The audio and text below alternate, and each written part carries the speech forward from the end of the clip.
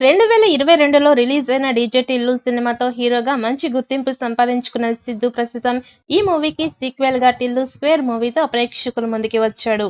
తాజాగా రిలీజ్ అయిన ఈ చిత్రం మొదటి షోతోనే పాజిటివ్ టాక్‌ని సొంతం చేసుకుంది.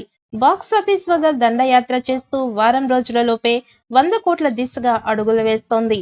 అంతేకాకుండా 15 కోట్లకి పైగా లాభాలు వచ్చినట్టు ఫిలిం వర్గాల్లో టాక్ నడుస్తోంది. ఇక ఈ సందర్భంలోనే మూవీ సక్సెస్ ని ఎంజాయ్ చేస్తూ పలు షోస్ కి హాజరవుతున్నారు.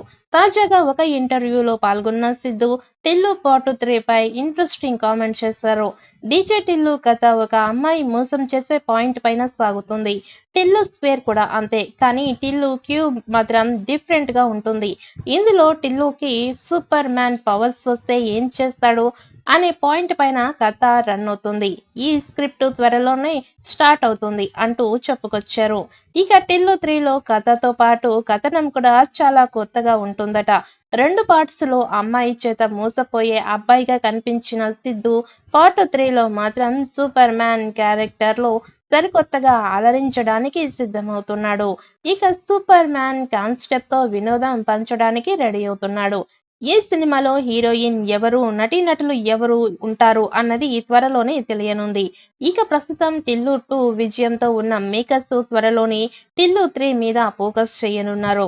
ఇక టిల్లు స్క్వేర్ మొదటి రోజు రికార్డు బ్రేక్ వసూళ్లతో మొదలైన ఈ సినిమా ప్రయాణం రోజుకొక రికార్డును మటుమాయం చేస్తోంది.